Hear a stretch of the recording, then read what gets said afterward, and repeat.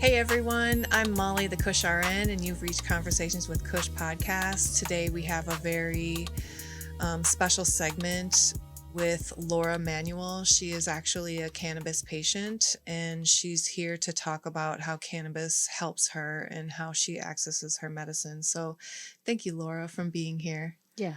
You are David's wife, beautiful wife from the Dispensary and the Red Lake Nation. Yeah. And his partner, I won't say his partner in crime, but I'd like to talk to you today about how you use cannabis and how it is your medicine. Okay. So tell me a little bit about you. What medical condition do you have that you use cannabis for? I have cancer, had cancer. I'm in remission right now for 2 years, and I did chemo about 2 times, and it helped me get through the chemo. How so? It helped with the eating part. It gave me the munchies a lot. Good. And when you have a good strain that does give you the munchies, it helps you put on the weight, doesn't make you feel so sick. I see you using a vaporizer. Is that typically how you access your medication then? I use it once in a while, just for like an extra hit when I can't have a joint. Or Sure. What's your preference then on how you take your medicine? I like the flower better. Okay, so you wake up and you smoke in the morning? Yeah. Okay. And I've been smoking since I was 14. Since you were 14? Uh-huh. Okay. Do you like other products? Have you tried other things like topicals or edibles or? I like edibles. They help a lot with sleep and pain. Okay. And I do have a little bit pain every once in a while. Sure.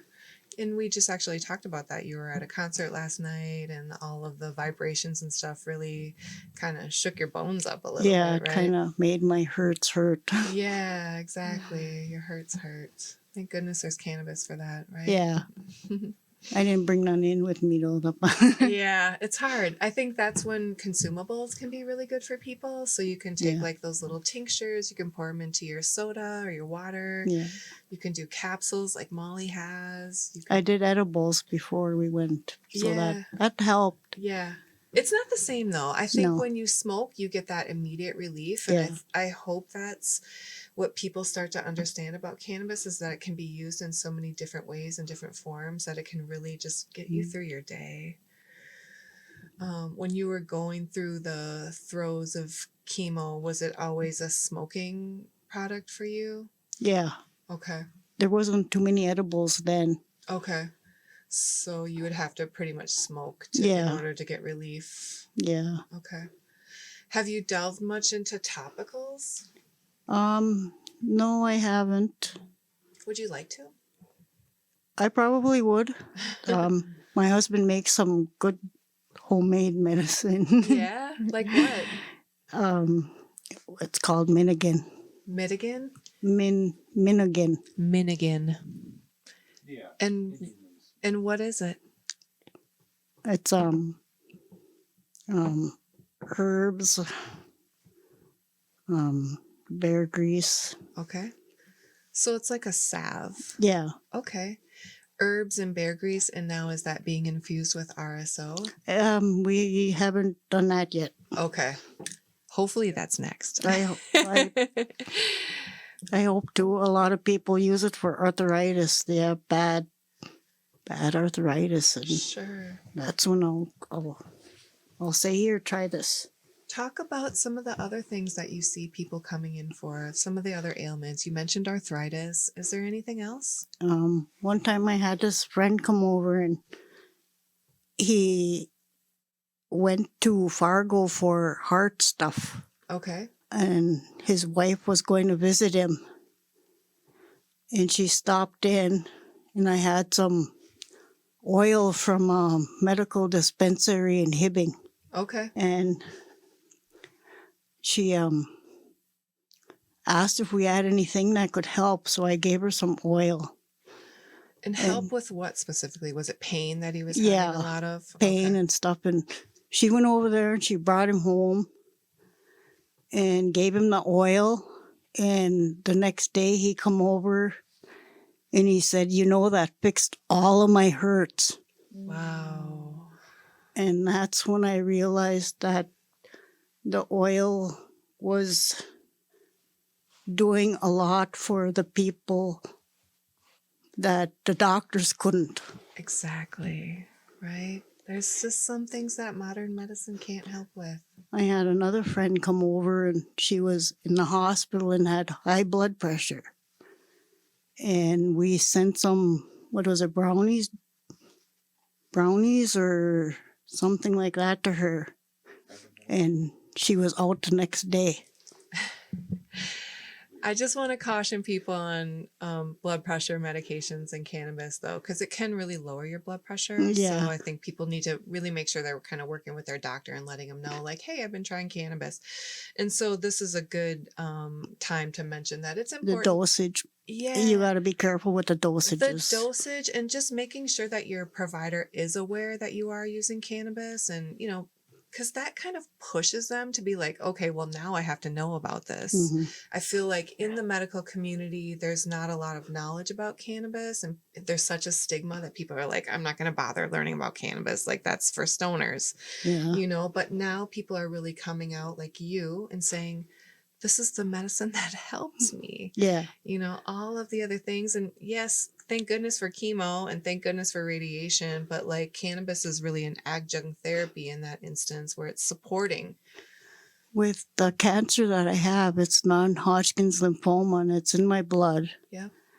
It can't be cut out, but it can be controlled and put in remission.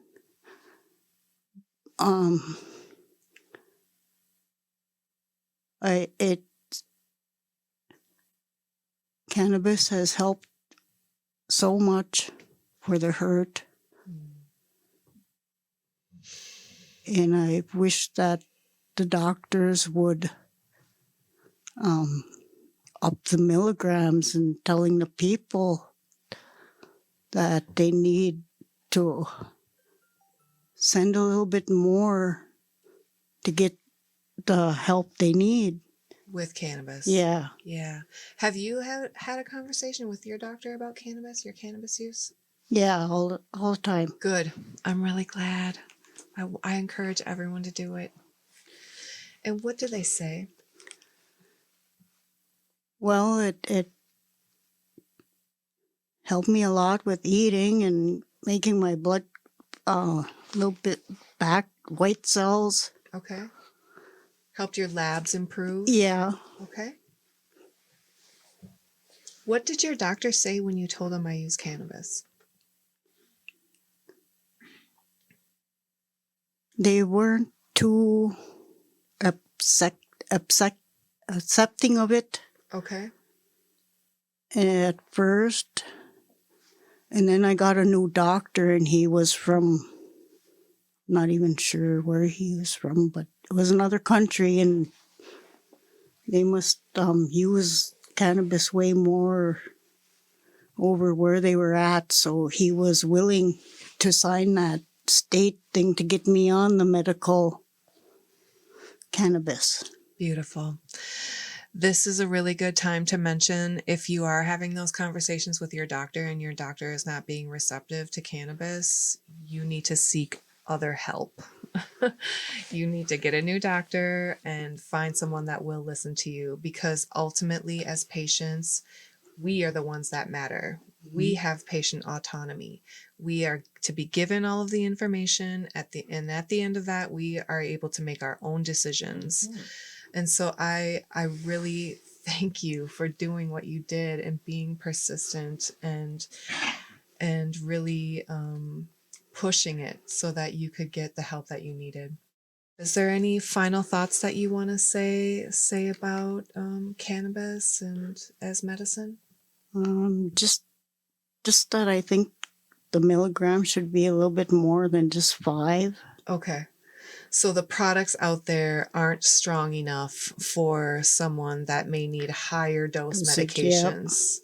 So this is a good takeaway for the industry as we're thinking about, improving the medical program and the adult rec space, because I think that people will access that adult rec space, even looking for lower milligrams, something that they can titrate up, or, if they get to a higher dose, they'll be able to have that too. So Yeah. I appreciate that. Thank you, Laura. Thank you for your time. Thank you for sharing your story, and thank you for being vulnerable so that other people could hear that people that are suffering with non-Hodgkins or arthritis or cardiac issues can get help from cannabis. So thank you so much for your time. Yeah. All right. Thank you, everyone. Please like, share, and subscribe on the YouTube channel. And this is Molly the Kush RN signing out from the Conversations with Kush podcast. Have a great day. MBC. No relation to NBC.